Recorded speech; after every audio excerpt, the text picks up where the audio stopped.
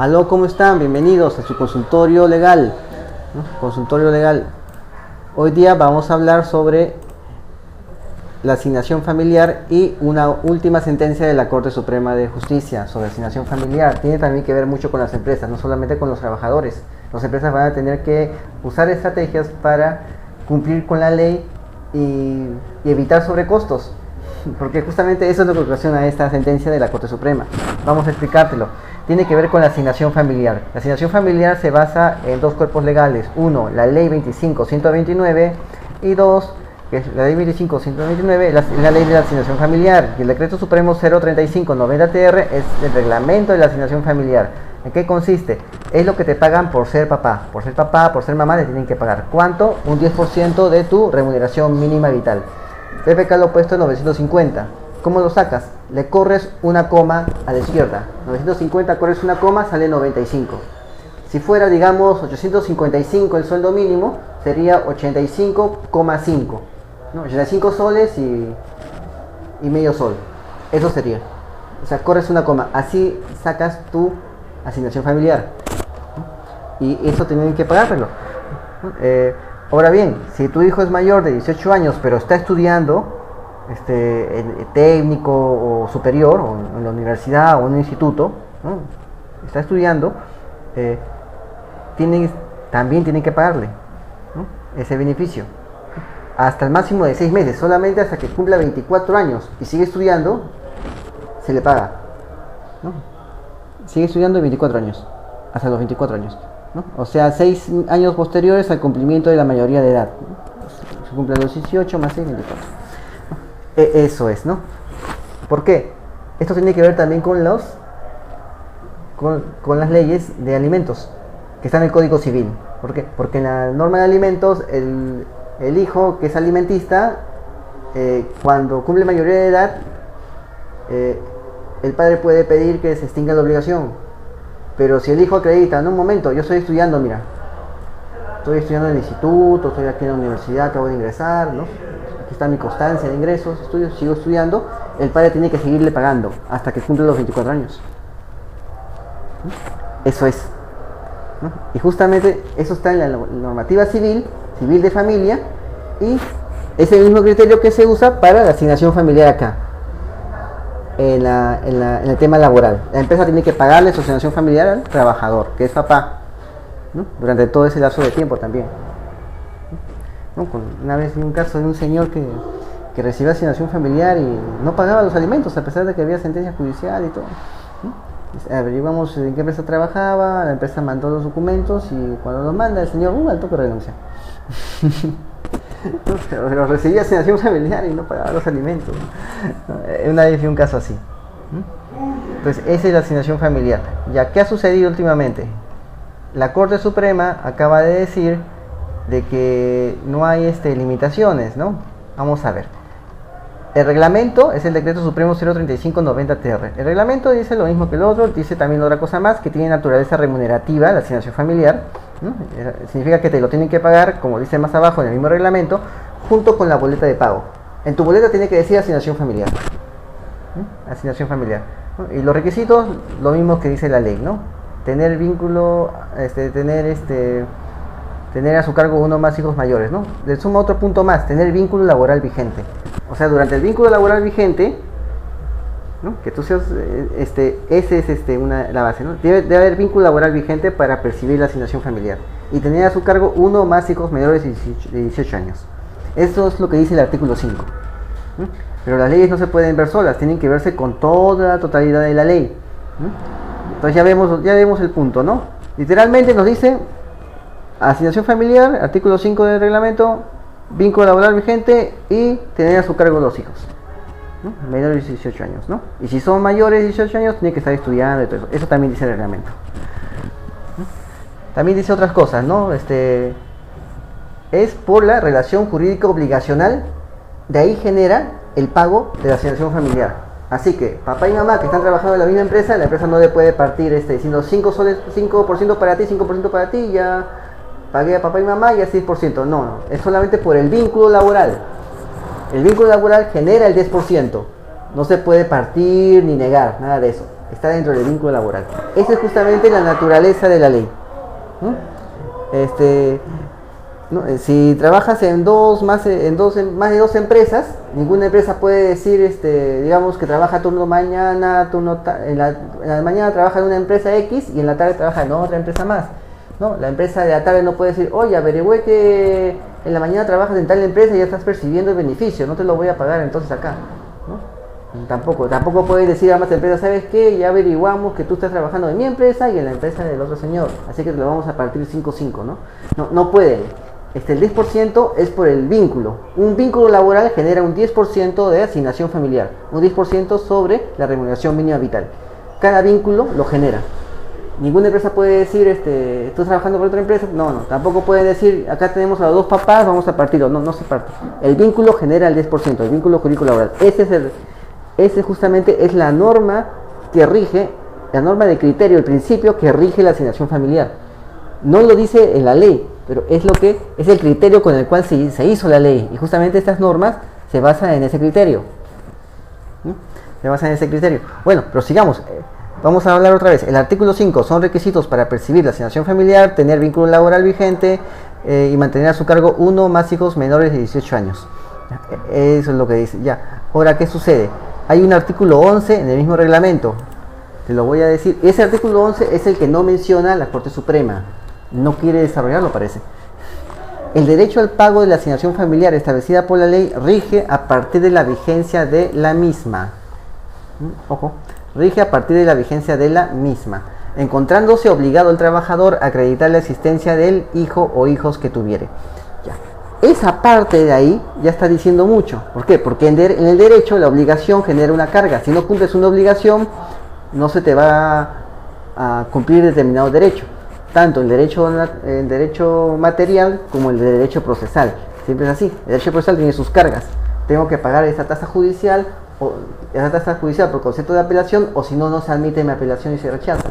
Esa es la carga. Estoy obligado a pagar la tasa. Si no pago la tasa, se rechaza mi apelación, ¿no? Es así, ¿no? Si no pagas tal cosa, entonces no puedes exigir tal derecho. Si no haces tal cosa, si no haces tal acto, no puedes seguir tal derecho. No todo acto que tenga que hacer tiene que ser un pago. También es otro tipo de acto. En este caso, el artículo 11 está diciendo, encontrándose obligado el trabajador a acreditar la existencia del hijo o hijos que tuviera. Está diciendo que el acto, la obligación, consiste en acreditar. O sea, mostrar un documento que diga que eres un papá. O que es una mamá. Que es padre. Esa es la obligación que él tiene. Si no cumple la obligación, ¿qué pasa? Es lógico, pues no le pagan la asignación familiar. Ese es el espíritu de la ley.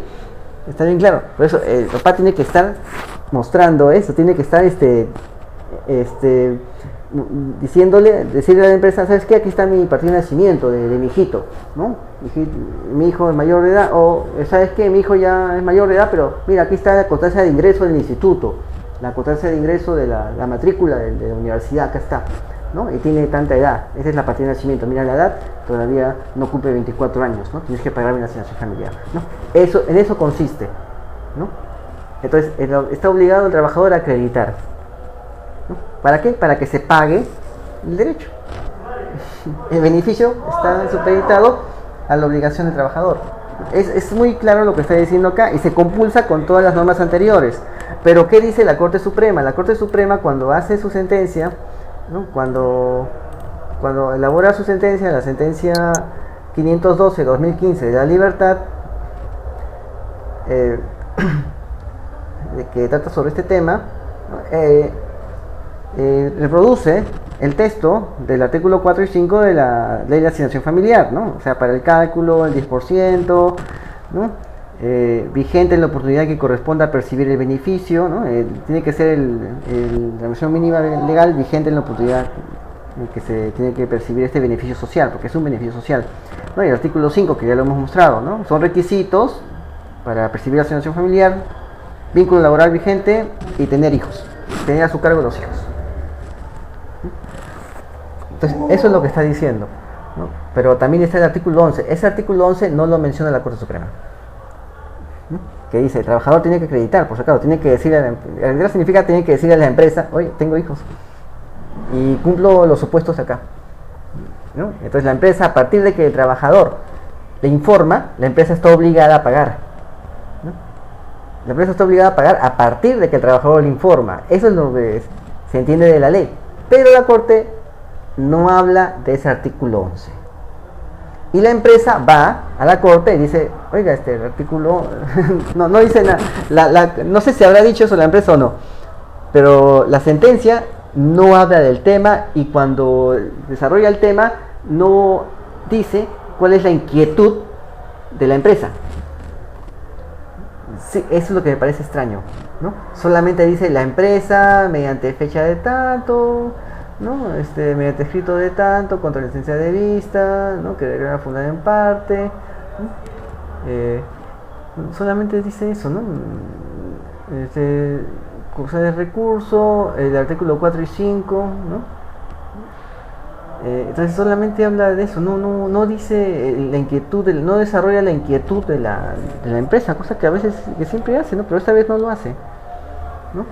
No desarrolla en qué consiste esta inquietud de la empresa, no lo dice, y eso es lo que me llama la atención. Pero acá veo dos frases dentro de esta casación. La puedo contar acá en la casación, la puedo hablar de la casación acá, pero sería muy largo, ¿no? Si hago algo de lógica simbólica, lógica, ¿no? Quito todo lo que es simbólico y solamente veo lo real de la casación, me quedo con dos frases, ¿no? Que son dos frases paranormativas. Uno, la Corte Suprema dice lo siguiente: no estableciéndose limitación alguna para su otorgamiento. No hay limitación, o sea, está negando las cargas de las cuales habla el artículo 11. Está negando eso, ¿no? No estableciéndose, y también dice lo siguiente: no existiendo limitación alguna respecto a la oportunidad en que se debió acreditar la carga familiar. O sea, sí existe limitación para la oportunidad en que se debe acreditar la carga familiar, porque la misma norma dice, artículo 11, tienes que acreditarle a la empresa para que la empresa te pague. ¿Para qué más, no? Pero la Corte no entiende este tema, no busca desarrollar el artículo 11, ¿no? Eso es lo que llama la atención, y no lo menciona acá. Eso también me llama la atención. Tampoco menciona la inquietud de la empresa. No menciona la inquietud de la empresa. Eso es lo que también me llama la atención de esta sentencia de la Corte Suprema, ¿no? Entonces, aquí es donde ocurre el problema, ¿no? O sea, debió resolver esa inquietud, debió hablarlo de forma más clara, ¿no? Pero lo responde con dos frases: no existiendo limitación alguna para su otorgamiento, no estableciéndose limitación alguna para su otorgamiento. Cuando habla, pero lo dice en términos generales, no solamente para este caso. Lo dice en términos generales, que no hay limitación alguna por otorgar la asignación familiar. Y en términos generales, y habla no existiendo limitación alguna respecto a la oportunidad en que se debió acreditar la carga familiar, ¿no? O sea, la ley dice que está obligado a hacerlo el trabajador, ¿no? Pero si no lo hace, ¿qué pasa, no? O sea, tenemos una obligación que no tiene si hay una limitación para acreditar la carga familiar, que es la oportunidad, tiene que hacerlo para que le paguen la asignación familiar. No es cosa de que de un momento a otro dice, pues acaso yo siempre he tenido hijos, solo que no me preguntaste. No, o sea, el trabajador no puede decir eso, ¿no? Que tú no me preguntaste, pues, pero acá está, tienes que pagarme todo desde que he trabajado contigo, tienes que pagarme toda la asignación familiar, desde que he trabajado contigo. Pero tú no me has presentado ningún papel que dice que que eres papá. Sí, pero igual ya te lo presento acá, o lo presentas en pleno juicio, ¿no? Y ya ahí se deduce ¿no? Entonces ahí está el tema, ¿no? Entonces ahí surge un problema para las empresas, ¿no? En cualquier momento un trabajador viene y te demanda y te dice: yo soy papá por si acaso cuando trabajaba aquí, y no hay limitación alguna en la oportunidad en la cual debía acreditar la carga familiar, así que lo puedo acreditar también aquí en el juicio, ¿no? Aquí también lo puedo acreditar, ¿no? Y tienes, o sea, sí existe limitación respecto a la oportunidad. Está en el artículo 11, ¿no? Es lógica, ¿no? Como acabo de explicar, ¿no? Las normas del reglamento dicen cosas que son muy lógicas, ¿no? Pero tienen que redundarlo porque ahí puede haber malas interpretaciones, para evitar interpretaciones que no son claras, ¿no? Entonces, eso es lo que ha sucedido acá. Entonces, ¿qué tenemos acá? Tenemos una sentencia de la Corte Suprema que establece eso. No existe limitación alguna respecto a la oportunidad en que se debe acreditar la carga familiar, a pesar de que el artículo 11 establece que sí, son cuestiones básicas de obligación, cargo y carga. Son cuestiones básicas de derecho. Son básicas. Obligación, cargo y carga. Se enseña en primer año de derecho, ¿no? Entonces, ¿qué tenemos? Tenemos ya otro problema con las empresas. En cualquier momento una empresa le cae y le dice, por si acaso, tienes que pagar una sanción familiar, ¿no? Y no estoy obligado a mostrártelo, ¿no? Pero sí te lo puedo pedir en cualquier momento, ¿no? Y la empresa tiene que sacar, ¿no? Tiene que pagar un poco más. Entonces, ¿qué sucede? De lo que decía que la obligación es del trabajador, ahora esa carga pasa a la empresa, de forma fáctica. Ahora las empresas tienen que solucionar este problema, tienen que contratar a un trabajador y tendrán que en el contrato que colocar una cláusula que diga, juro que no tengo hijos, así como un expresidente, ¿no? Juro que no es mi hijo, ¿no? Juro que no tengo, algo así, juro que no tengo hijos, ¿no? Así tendrán que hacer que cada trabajador, cuando entre ingrese al trabajo, coloque ahí, ¿no? Juro que no tengo hijos, ¿no? Declaración jurada, no tengo carga familiar, no tengo nada, ¿no? Y eso, si el trabajador te quiere demandar, por si acaso, él me dijo lo contrario. Por si acaso. A ver si resulta, ¿no? De repente no resulta con la corte, ¿no? Vamos a ver, ¿no?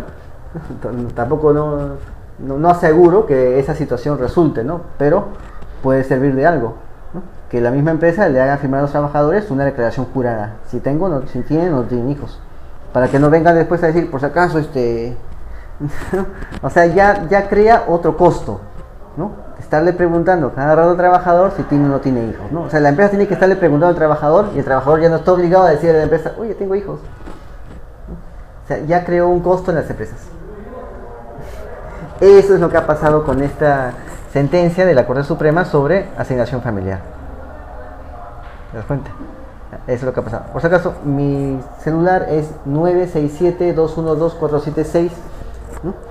Soy abogado, me llamo Iván Ore. Si quieren una consulta, escriban a ivanoreshgmx.es. ivanoreshgmx.es. Estoy colocando aquí la diapositiva en este video, ¿no? Para que lo puedas ver. Y mi número es 967-212-476. Espero que te haya servido esto y nos vemos hasta otra ocasión. Saludos.